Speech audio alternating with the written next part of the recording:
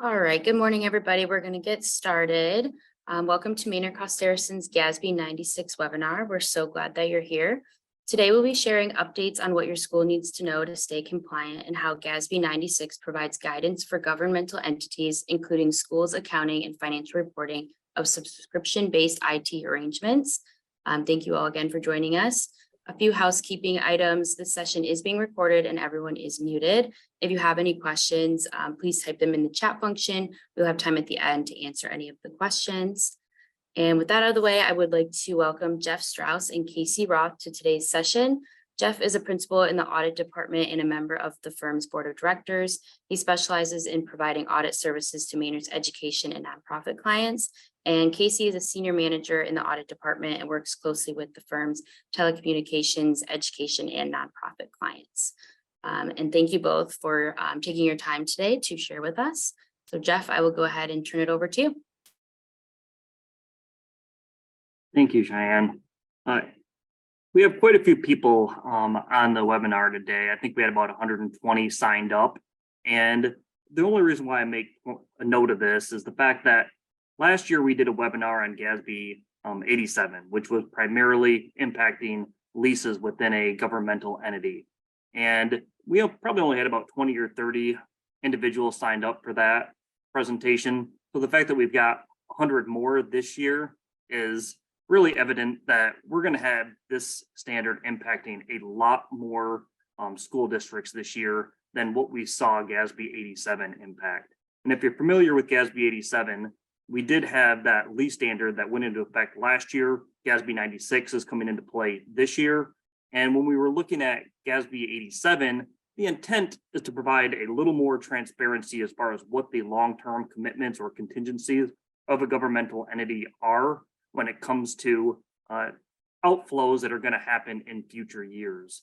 So whereas GASB 87 impacted leases, where we primarily were presenting within the financials at the government-wide level, a right to use asset for that lease, whether it was building or equipment, and also an offsetting liability or a lease liability for that asset. GASB 96, we're taking a little bit of a different approach, I guess, on it, where we're looking not necessarily at the physical assets like a building or equipment, but we're now looking at what are called subscription-based information technology arrangements, or we're going to be referring as SBITAs. And again, a lot of times for schools, that's going to impact your curriculum, possibly your accounting systems, possibly even stuff like Microsoft Office if it's a long-term agreement.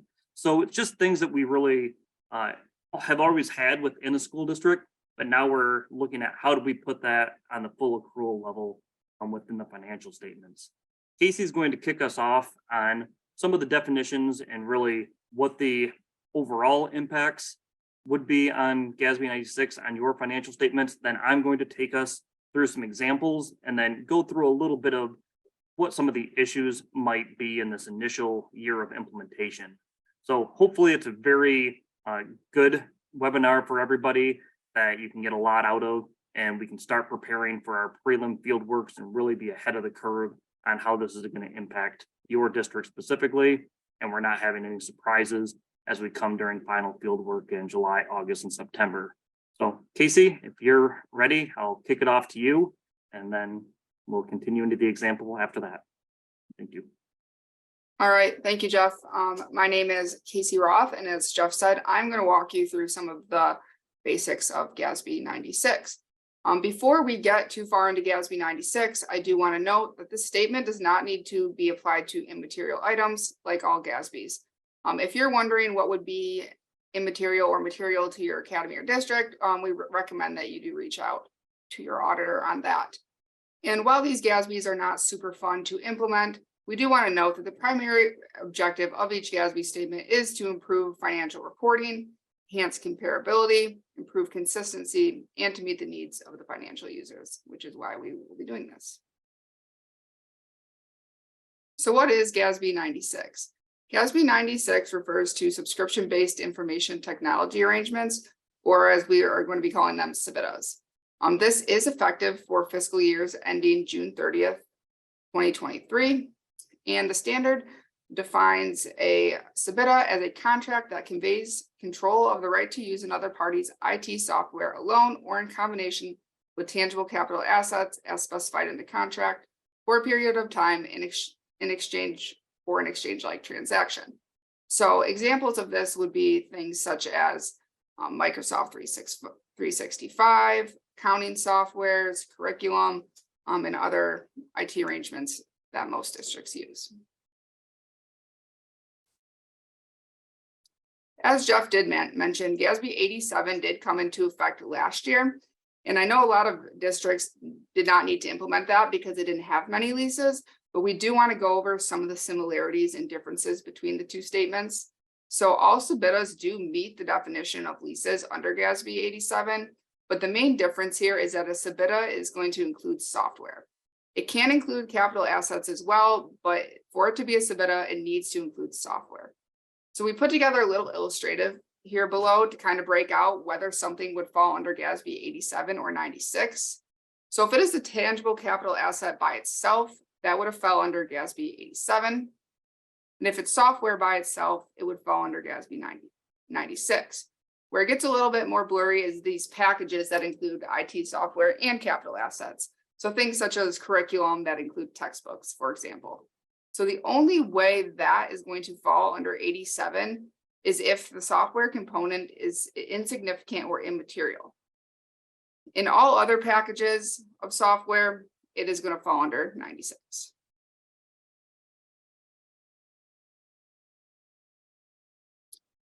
So the first step in determining whether something qualifies as a SBITA in GASB 96 is that you need to have control over the software.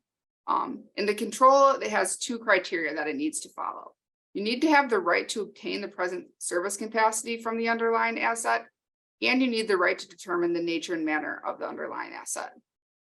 So in other words, you need to be able to sustain all benefits from the asset and control the use of the asset.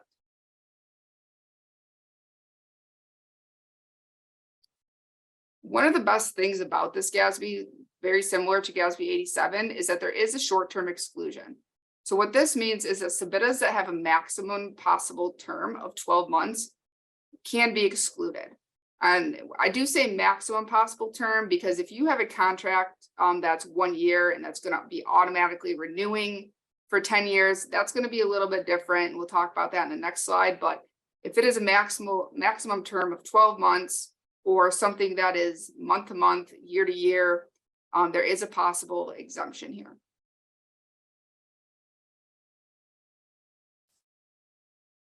So once you determine that you do have control over the SBITA and that it's probably not going to be exempt under the 12-month exemption, you need to determine what the term is. This gets a little bit tricky under the new GASB because it is going to be the non-cancelable period plus periods covered by an option to extend if you're reasonably going to extend, and periods covered by a termination clause if you're reasonably not going to terminate.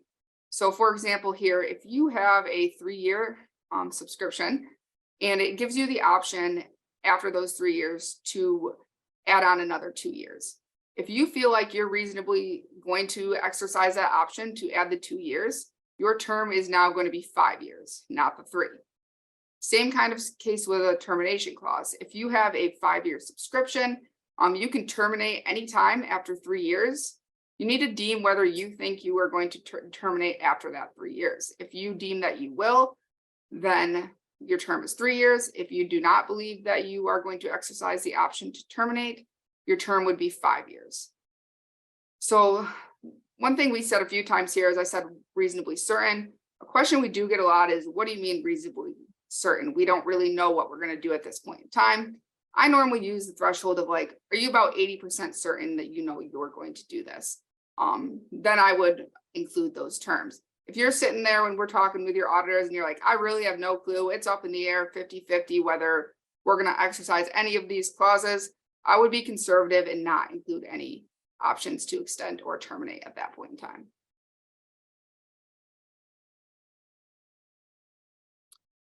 Another note on subscription term is that the subscription term is going to start when the initial implementation stage is completed.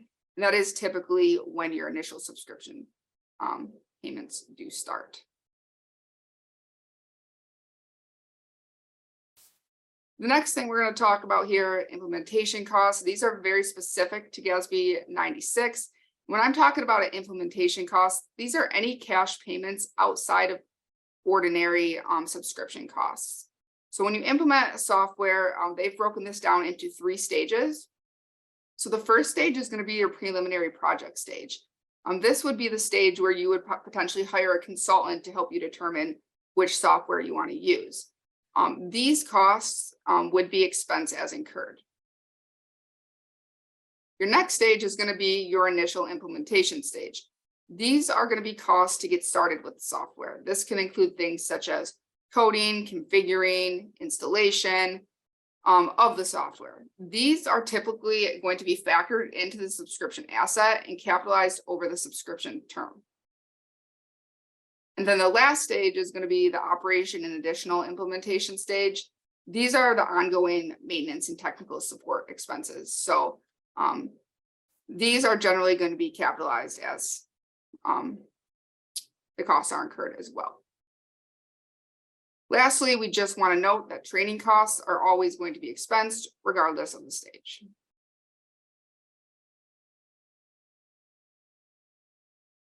So just a quick overview of the initial reporting before Jeff gets into some of the examples. So this is under the government wide. For these SBITAs, if they fall under 96, you will have an asset and liability recorded for these obligations. Your liability is going to be the present value of future SBITA payments, including any fixed or variable costs. Your asset then is going to be recorded as the SBITA liability, plus any of those initial implementation costs that are capitalized, as we spoke about in the previous slide.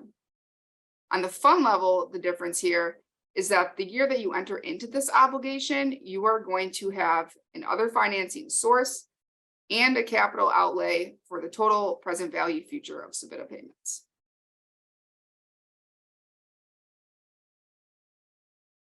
Next, once you have that asset and liability established, on the government wide, you are going to amortize that intangible asset over the shorter of the useful life or SBITA term, and then you will reduce that liability by the lease payments less interest, very similar to debt. On the fund level, very much like debt, you will have a cash payment for a principal portion and an interest, which should be coded under the debt service function codes. And Jeff is going to walk through a few of your examples so you can see a visual of that.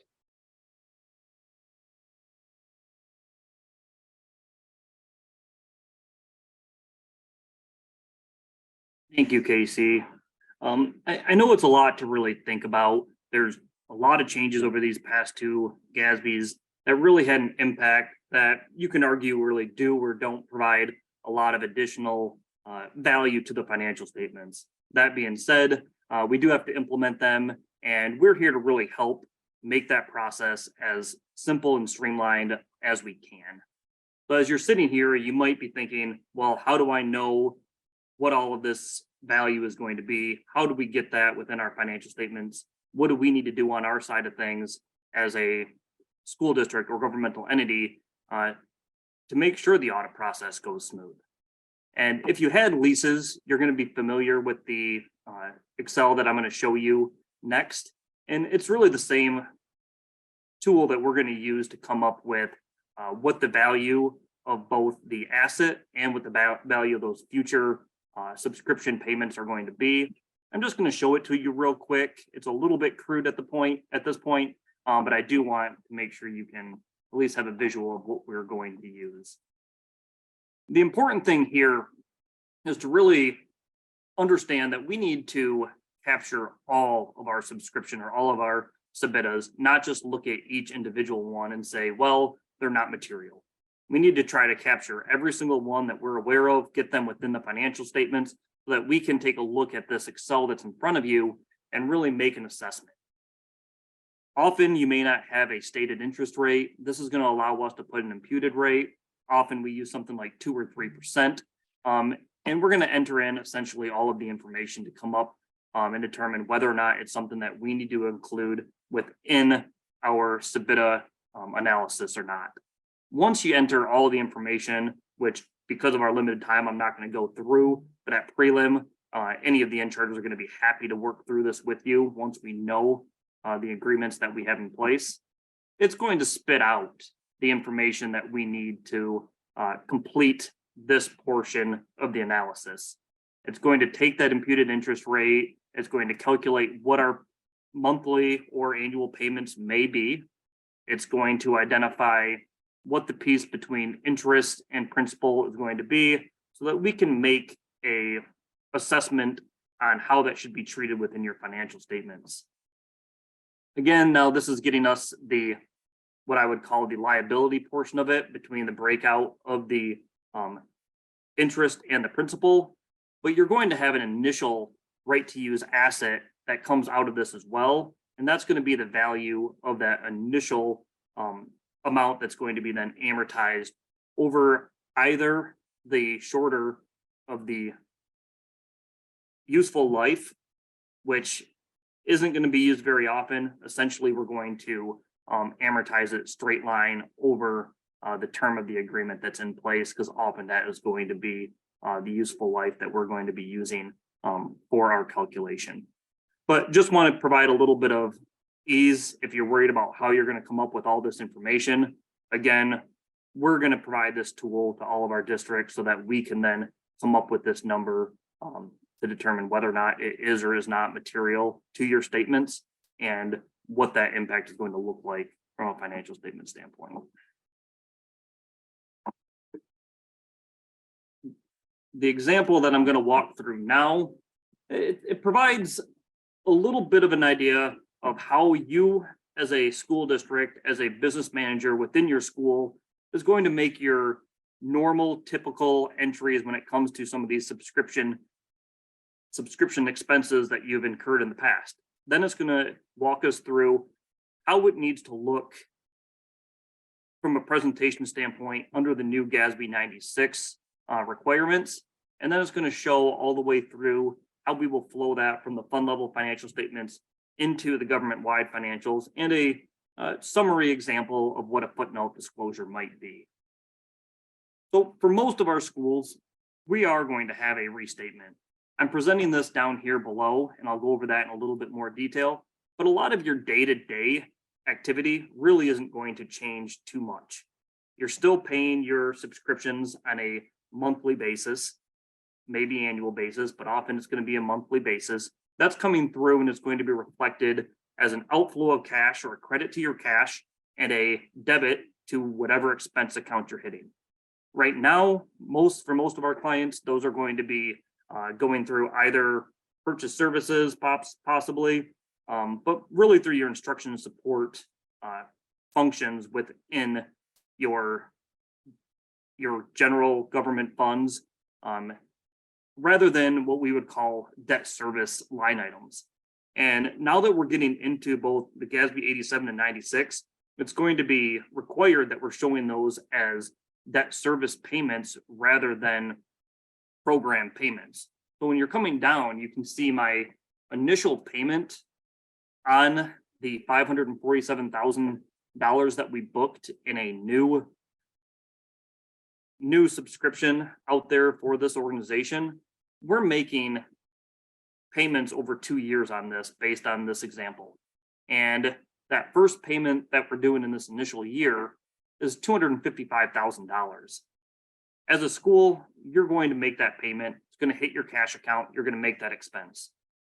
I highlight here that based on that tool that I showed you previously, it's going to provide you the breakout of what should have went to principal and what should have went to expense.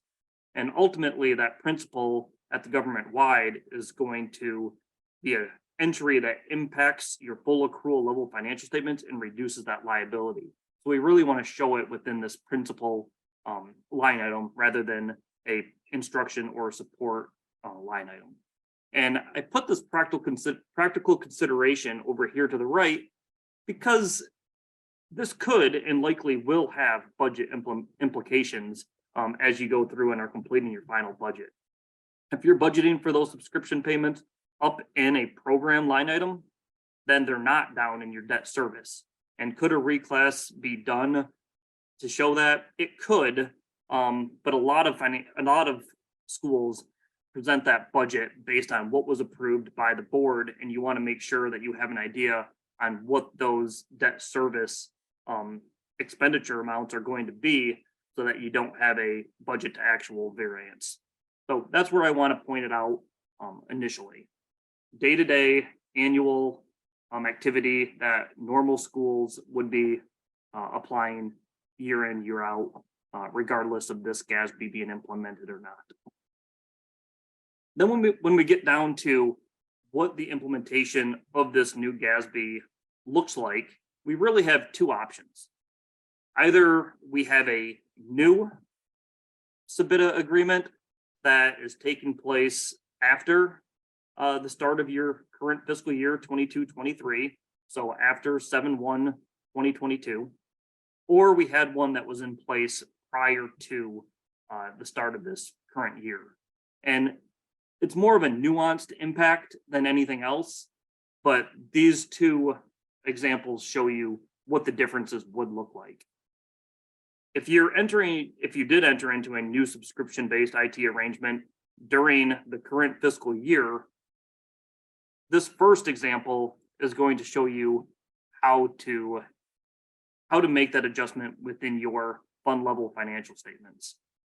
This is also how you're going to treat any new SBITA agreements going forward into the future. This restatement, I guess, difference between how we want to present this only happens in this initial year of implementation. So if it is a new one in the current year, we're going to record a capital outlay expenditure within the fund level, in this case, $547,000. And we're also going to record a credit for proceeds related to that SBITA arrangement. So in this case, we have a gross up of a revenue account, if you will, or other financing revenue account, and a capital outlay expense of that $547,000. We also had the activity up here that I previously mentioned that's going to happen regardless of how this initial implementation amount is presented. From a government-wide financial statement, after we book that initial capital outlay and the other financing sources, you can see that detailed out below here for the full accrual adjustment.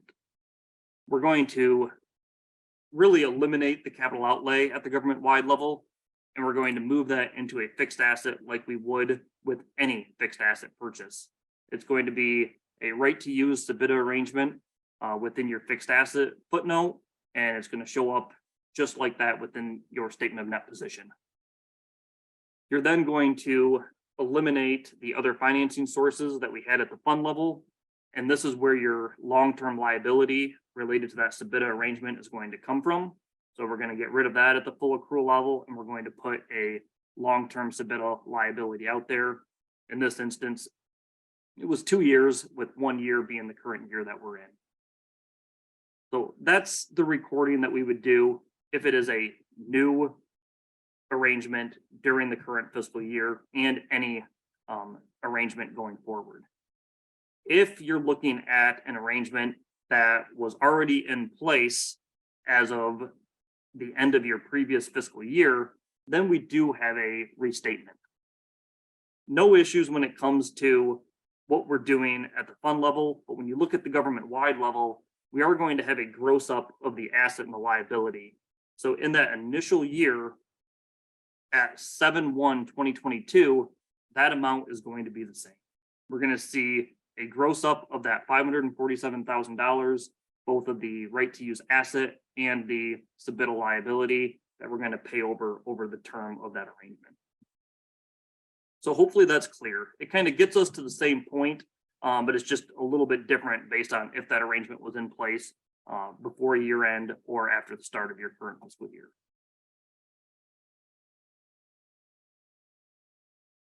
Now, to go through the journal entries here, I just want to show how that impacts your financial statements. Obviously, within the governmental fund balance sheet. I'm showing what it would have been had you had no subscription-based IT arrangements versus if you do. This is your day-to-day transaction, your reduction of cash, and obviously it impacts your fund balance as well. And when we look at that, you can see the opposite side of that $255,000 is the expense going against principal and interest for that SBITA arrangement that we have in place. $547,000. This is again, if you entered into that arrangement during the current fiscal year, you're going to record that gross up of the capital outlay and of that SBITA proceed under other financing sources for that $547,000. So here we're really looking at those first couple of entries that I brought to your attention back on the first tab. Hopefully that's pretty clear and how we're getting everything recorded within the financial statements, because now I'm going to move into what that's going to look like within the full accrual or statement of net position, statement of activity level.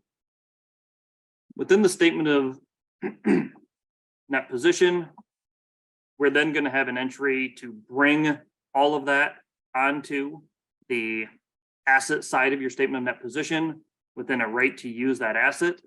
And we're going to amortize that over the term or over the useful life of that asset. And you can see that impact coming through within these two entries. And I'll detail that out a little bit more on that first tab as well. We're also going to bring the full $547,000 onto the full accrual as a long-term liability. We're going to reduce that by the payments that are made. And when we're back on the journal entry tab, you can see where some of those numbers are coming from. We had 2 years on that $547,000 right to use asset. We're amortizing that over those 2 years, which is essentially splitting it in half and amortizing it once over the current year, 22-23, and then again, the remainder of the amortization over 23-24. And that's how we're coming up with that amortization number, just like you would a normal fixed asset on your books. And then within the liability, we're taking the information that we pulled from that previous tool to come up with the breakout between your interest and your principal. And we're pulling the principal piece out of that and reducing that long-term liability by those principal payments as you would with any other debt arrangement that you have. Now, again, what makes it a little more complicated is coming up with those numbers. And that's what that tool that I presented to you previously is going to assist with. Usually when you have a bond or long-term debt, that information is pretty clear as what your payments are and what the breakout between principal and interest are. Here, a lot of times you're not seeing that interest. So we might be imputing that and coming up with that number for you. So that's probably going to be the biggest challenge in getting this information all within your book, all within your financial records, so that we can then comply with the GASB as the implementation is required. So hopefully that's pretty clear, and I'm happy to provide all of this information to you if you think it would be helpful. What I also want to bring to your attention is when we first put that $547,000, just like with the lease standard, that 547 is put on the books at the same value for both your asset and your liability as of the start of your current fiscal year, which is when we're required to implement this. We don't want to be calculating this as of 6/30/2023. We want to be making that calculation as of 7/1/22. So there you can see the 547 is the balance that we put on the books initially. That's the last time those numbers should ever really be the same. After that, we're going to amortize the amount, like I just said, over the term. We said 2 years for this one, and then we're going to reduce our liability by the principal portion, which is also that calculation that we did within the tool, and I detailed out within that journal entries tab. So those numbers are never going to be the same after that initial entry to bring it onto the school's financial records. Within the statement of activities, this is a little bit of a challenge to show how it's being impacting your statement of activities. But I do want to show that we are going to have fund level expenses that aren't going to then be shown at the full accrual level. So what I had initially was that $248,000. Those are the payments on that principal. When you ultimately do that adjustment to get to your full accrual level, that's going to eliminate those expenses at the government wide. That's all we're really trying to show within that presentation. And under this other line item, you can also see we are going to include then the amortization expense of that right to use asset, which is going to show up then within.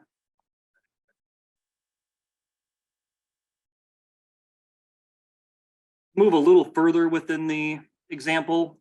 I do want to give you a little bit of what a footnote is going to look like. So for this instance, we are going to restate what that beginning balance was for that right to use SBITA asset. And you can see we do bring then at the beginning of the year, the full $547,000. And as we would with the rest of our fixed assets, if we had additions here, we would show the new arrangements within this line item as well. In this example, we don't.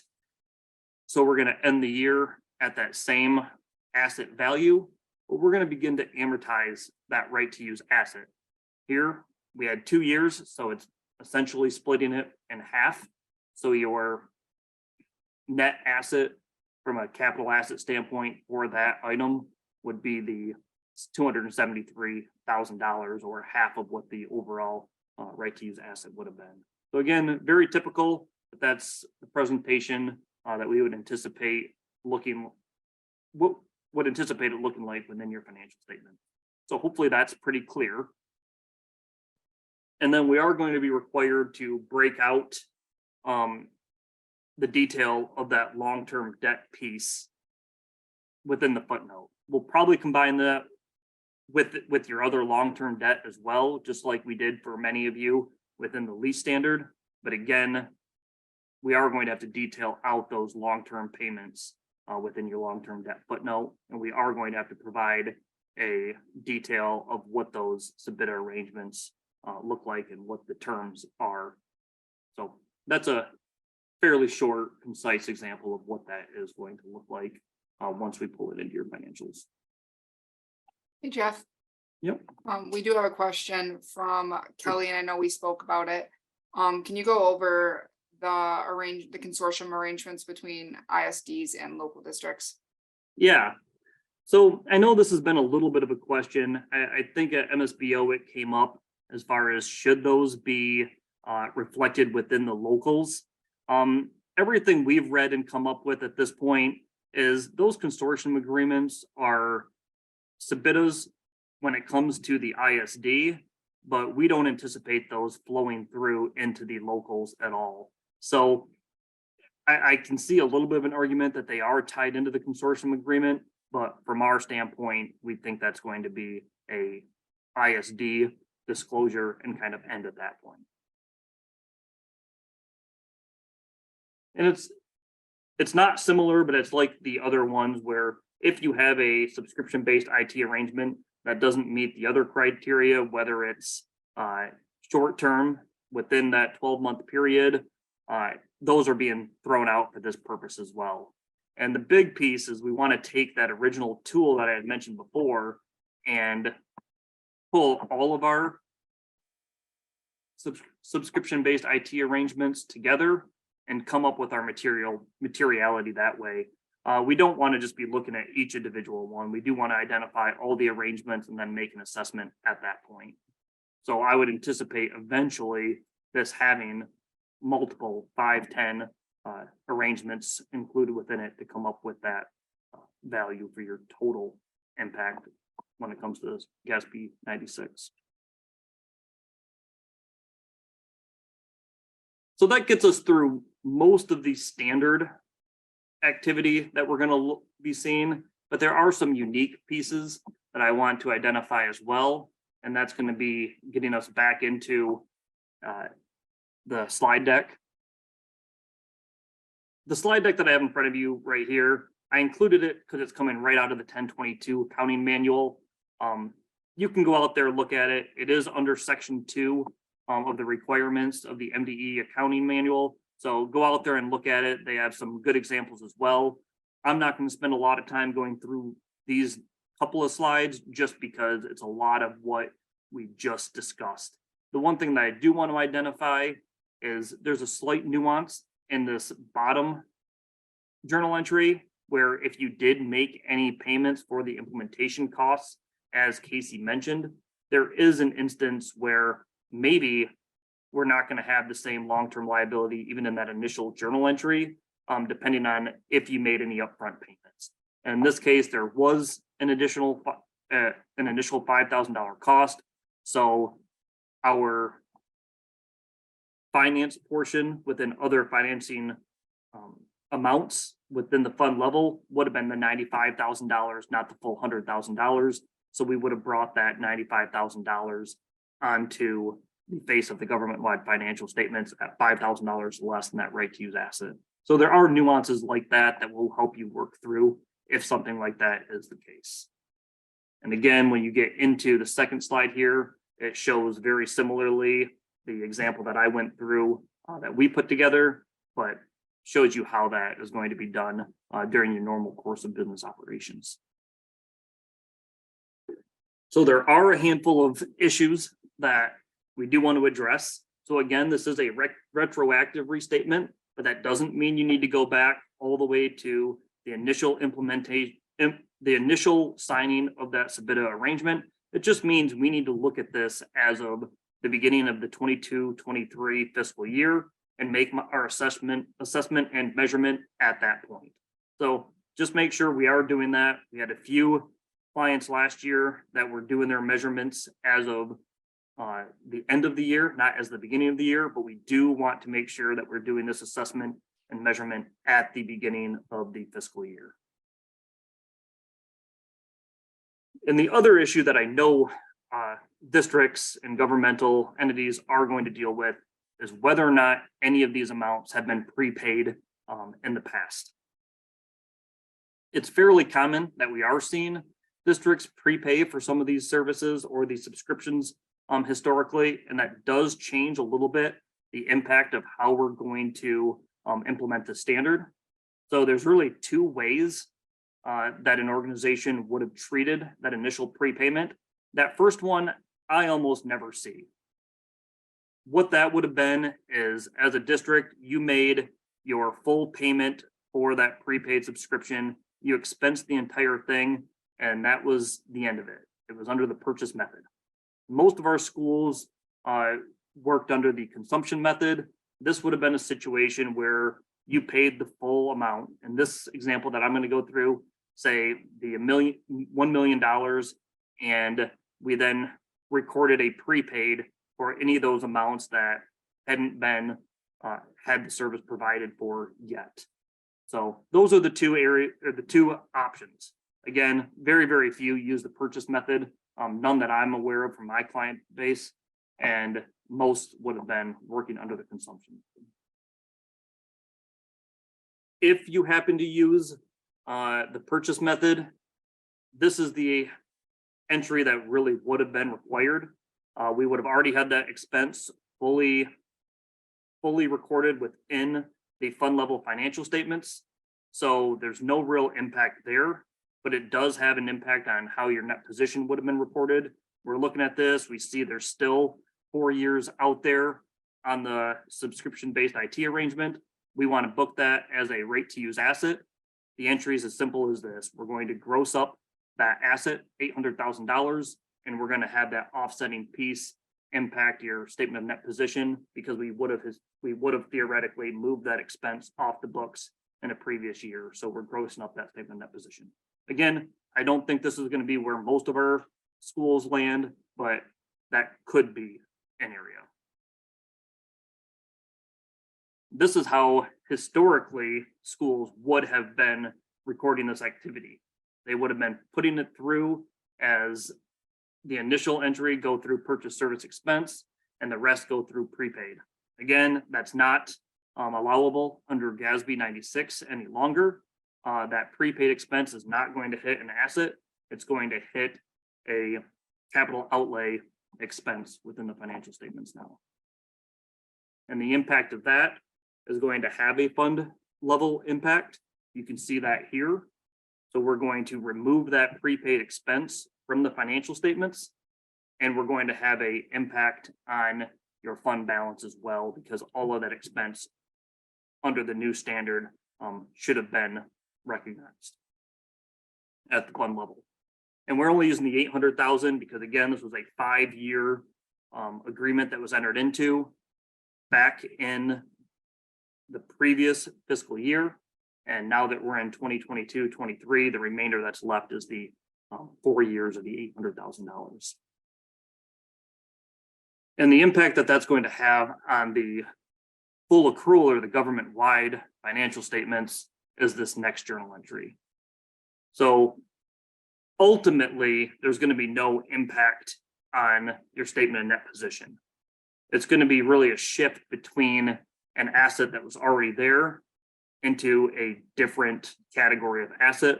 So instead of showing up as a prepaid expense, we're now going to have that show up as a capital asset, if you will, or a right to use asset SBITA arrangement within your group of fixed assets, capital assets, footnotes on your statement of net position. So a little bit of a nuance there.